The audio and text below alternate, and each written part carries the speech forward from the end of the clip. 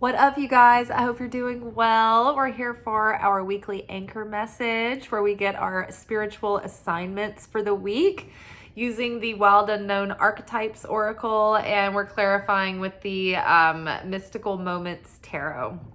So from the Wild Unknown Archetypes, we've got the Flame, we've got Nectar, and we've got the Seed. And then clarifying the Flame, we've got the Feminine Emperor.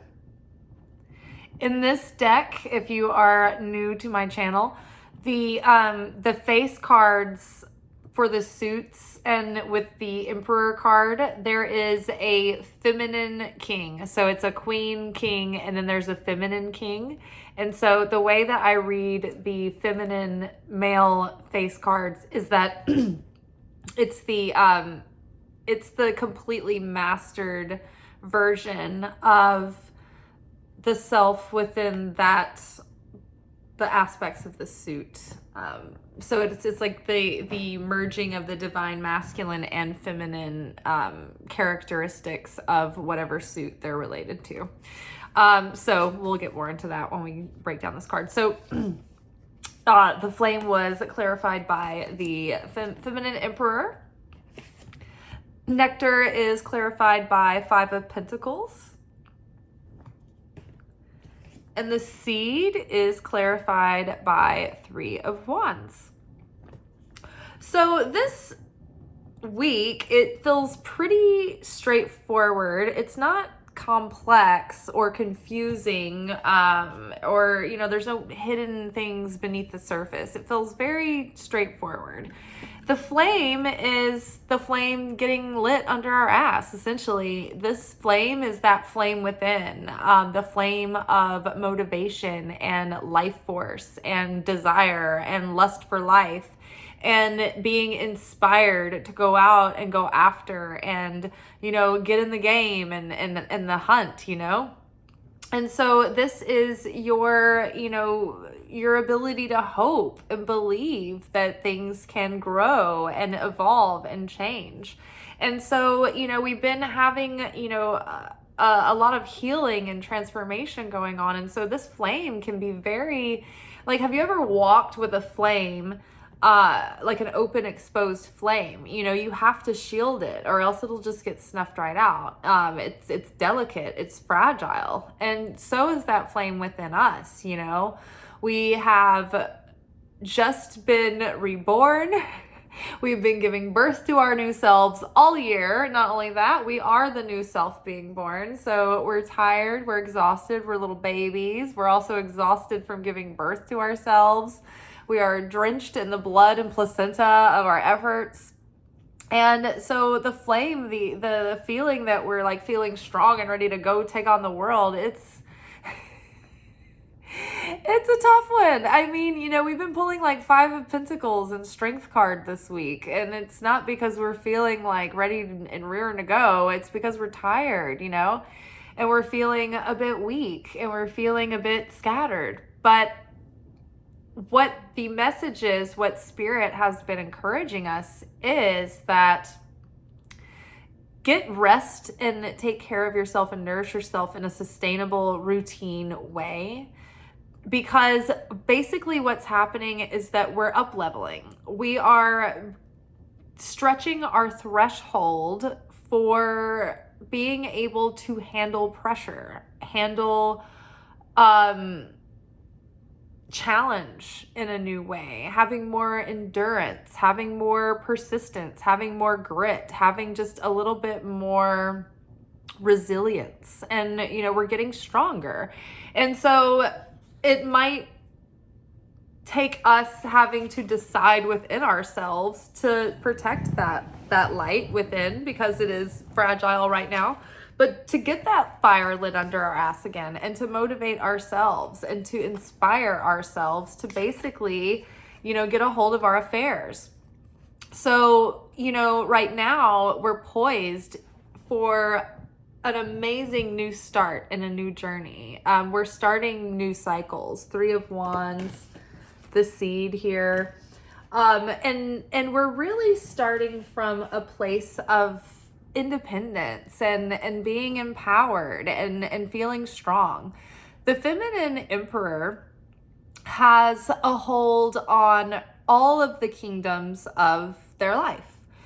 They have been able to achieve a certain level of self-mastery in their inner realms, within their thoughts and in their emotions and in their perceptions and in the ways that they nurture self and other in their environment and inspire people, as well as having mastered the masculine elements of being able to take action and, be a vessel of giving and sharing and dynamism and that raw, energetic, drive and willpower to get things done in the world, in a very dispassionate and logical way as well. And so the feminine emperor has been able to use logic and dispassionate analysis alongside passion and emotion and feeling and compassion and understanding and inspiration. And so it's like the divine feminine is taking all of that divine guidance, inspiration, and intuition into account, even though it doesn't have to make logical sense, but then can also balance that with dispassionate reason and logic and wisdom, and then combine the two and execute and be a transcendent spiritual being, as well as being an immanent being that can get things done in this world. And so our task is really to master being able to be both spiritual and physical, like to be in the world but not of it, to be a proficient at moving through life and getting things done and taking care of business, but also to be plugged in and feel spiritually nourished, and to be able to nourish others around you and be led and guided by spirit, and take that time to create sacred moments throughout the day where you connect with source. So if we can stay connected with source, we can keep that grounded faith, that emotional sobriety, and the ability to get, excited about things without being, controlled by that excitement. It's like, wow, we're unstoppable, because then we have self-control, we have energy and fire and determination and motivation and inspiration, and then we can channel it with self-control and intention where we want that to go. So yes, as well as inspire others, right? And be able to have a big vision that expands, where we can see the big picture and how everyone works together and how the pieces work together. So again, just like healing and getting on the other side of healing and transformation, and letting go of our focus being about what we're healing and what we're letting go of, and then putting our focus now on the present and moving forward and what we're excited about and what we're creating, right? And what we're orchestrating. And so it's like we're taking life by the reins, and taking our own, claiming our own sovereignty and leadership in our lives and over our destiny. It's the destiny we choose. We're not resigning ourselves to the fated life, right? So getting a fire under our ass, getting our affairs in order, taking control of our lives, getting everything. Like, I feel like there's just where we need to start right now is getting all the mundane things in order, tending to all of that, getting a good, it's like when I don't know if you guys are creatives and you're like, oh, I need to work on this creative project. I need to work on this writing project, but I can't focus until I have the whole house clean. You know what I mean? And so you're like, I gotta pay the bills, I gotta do some detailed cleaning. And then when you finally get all your chores done and all that mundane stuff out of the way, you sit down and you're like, oh, I can finally focus and be productive.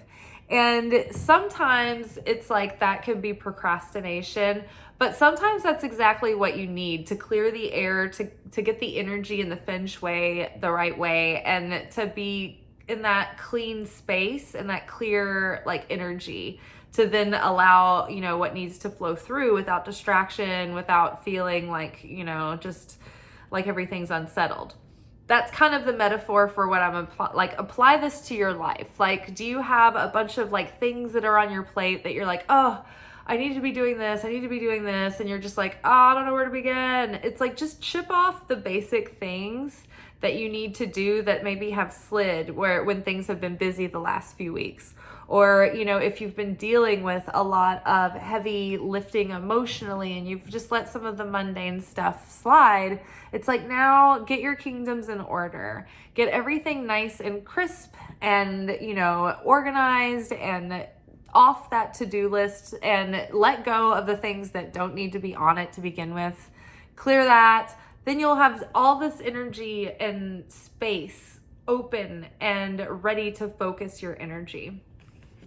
This week may come with a little bit of challenge or a little bit of emotion, raw emotion passing through.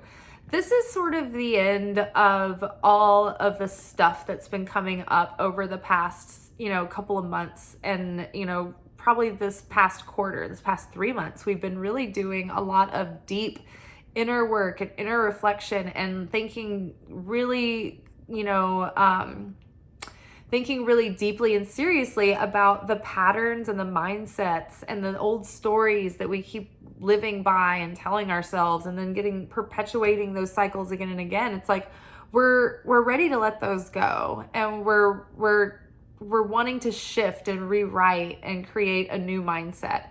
But part of that is like purging all of that and grieving it all out and being angry or whatever we need to fully process.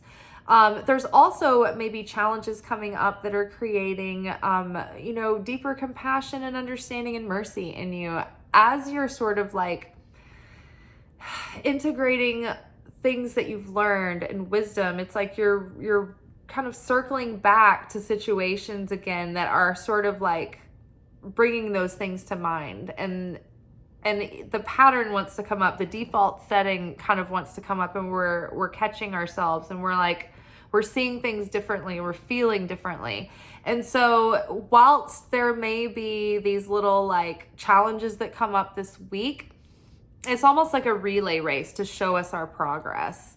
And so we're just like jumping over these hurdles, and we're like, oh, wow, I'm actually getting more height and distance than I was before. Oh, wow, I'm learning to embody a new mindset. I'm learning to be able to, you know, think and know better. And now I can do better.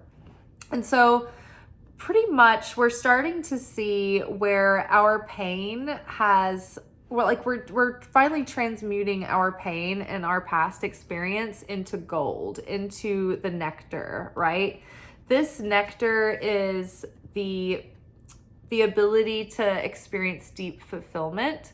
It's the ability to have this inner sense of peace and harmony and serenity, because you've let go of caring about all of the outer noise and chaos, and it's just like you're just like released, and you're like, all right, let it happen around me. I'm patient, I'm in my cocoon, I'm happy, I'm satisfied, I'm fulfilled.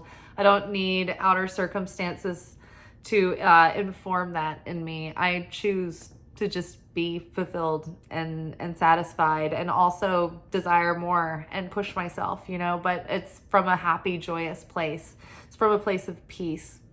And so that's the nectar. The nectar can be, you know, being understanding and merciful and compassionate. The nectar can be finally being strong enough to have a backbone and to set boundaries and standards, you know, and say no when you mean no, and yes, and hold people to their yes, and all of that too.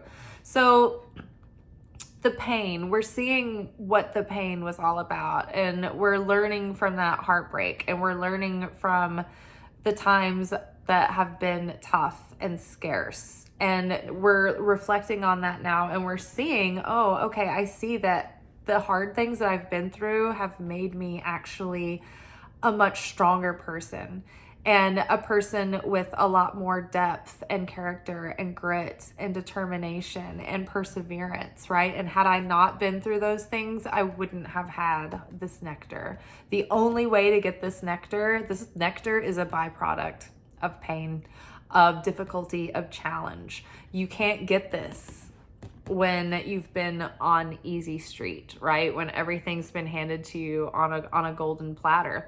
That's why Siddhartha left the palace to become the Buddha. You know, he was a spoiled prince who'd been given every luxury and every comfort, and he wasn't happy, and he wasn't satisfied, and he wasn't grateful, and he didn't appreciate.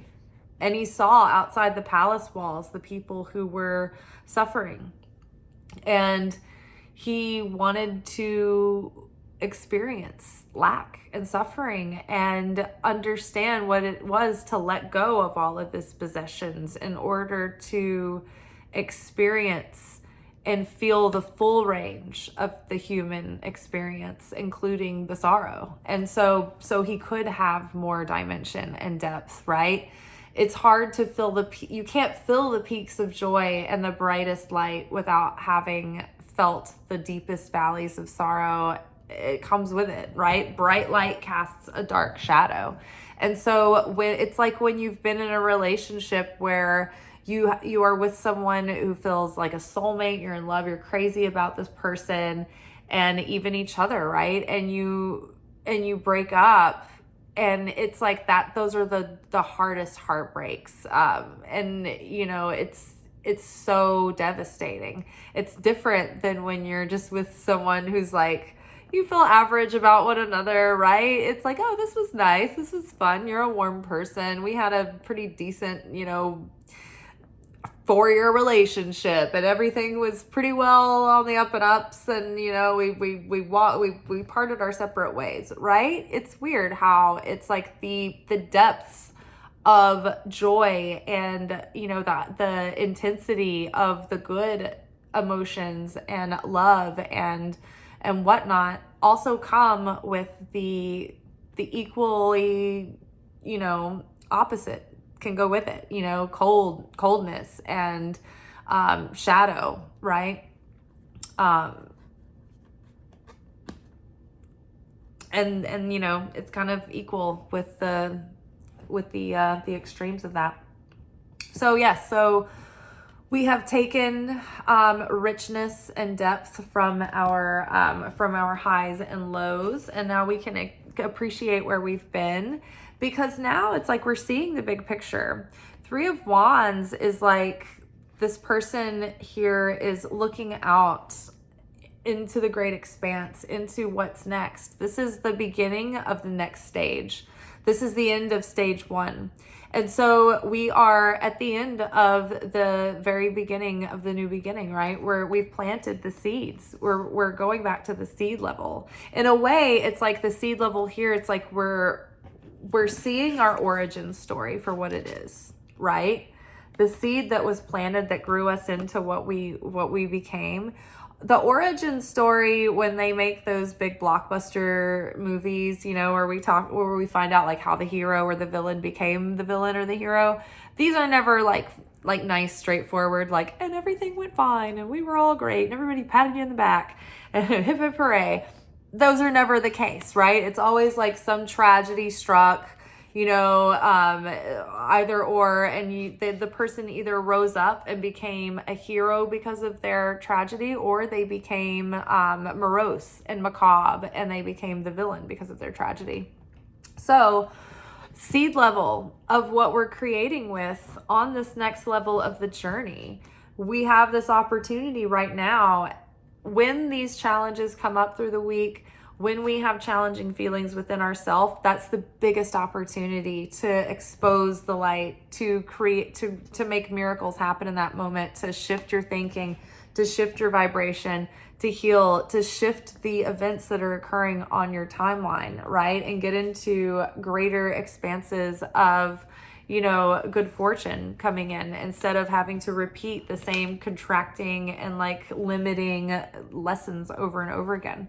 So as we're looking at this next step, this next leg of the journey, this next chapter, this new beginning, this new big cycle, it's like we are, at this next level of confidence and skill and vision. And we're sort of seeing the big picture that we've just come from, the big grand vision that we're sort of heading into, it's becoming more clear. We don't know exactly what lies ahead out there, but we have a general plan and a general aim, and we know that we've got the basic coordinates, and the tides are turning, and the sun and the conditions are in our favor. And so this person here has the ship, right? And many times in traditional tarot, it's like it's depicting the ships coming in, like with spices, and it's like our ship is coming in. Our opportunities are going to be coming to us, and these aren't the final manifestations. This is the opportunities coming in that are going to take us on the journey to the next step, right? So be on the lookout. We're planting seeds right now, but seeds are also already planted. And so just be mindful that when we are creating, our consciousness is the seed level that we're creating from. So we want to be in an excited, positive, appreciative mindset. We want to be in a vibration of unconditional love and possibility and hope and trust in the Creator, right? And we want to, release fear. We want to release grudges. We want to release sadness about things that didn't work out or that have come and gone. It's like, it's over now. It's over. Clear the decks, right? Dump it. We need the space that we need for what we're taking with us in the future. So we're focusing on moving forward. We're focusing on the seeds that we're planting. I love the purity of the artwork on this particular card. It's just like monochromatic. Just makes me, and then this is the pearl, is the seed. It's just pure. It's clean. It's not mucked up with a lot of crazy detail. It's just simple and straightforward. But it's interesting that the seed is a pearl. Pearls are wisdom. Pearls are wisdom that have been created and earned through irritant, through one little grain of sand that irritates the muscle, and then that irritant is then coated with a protective fluid that cushions, and creates shells and shells and shells of smooth, pearlescent, calcified minerals, right?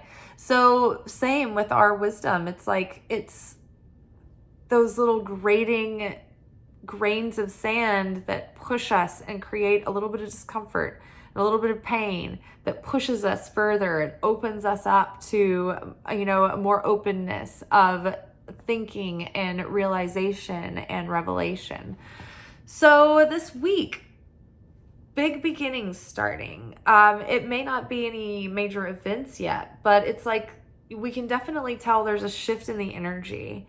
We can tell that there's this shift in our own subtle energy and perception of ourself. And it's like our interior posture, our spiritual posture is even a little bit different. And you might even think about,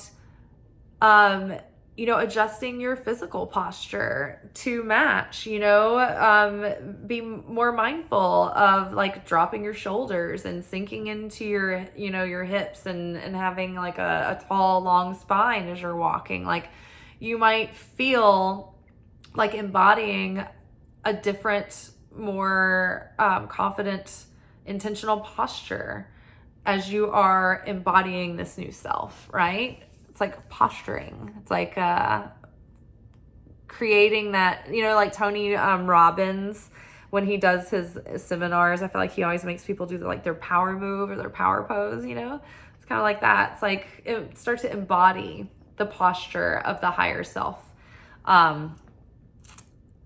as you become this new self. I don't know. That's just random. Just came through. Like the rest of it, just channeled randomness. All right, you guys. Well, I hope you have a good rest of your week. I will see you tomorrow on Totally Tuesday. We do our weekly Oracle manifestation reading, and we take a look at the week ahead and see, what we need to know and how we need to apply ourselves in the realm of our manifestations for the best results. All right, y'all. I will talk to you later. Ciao.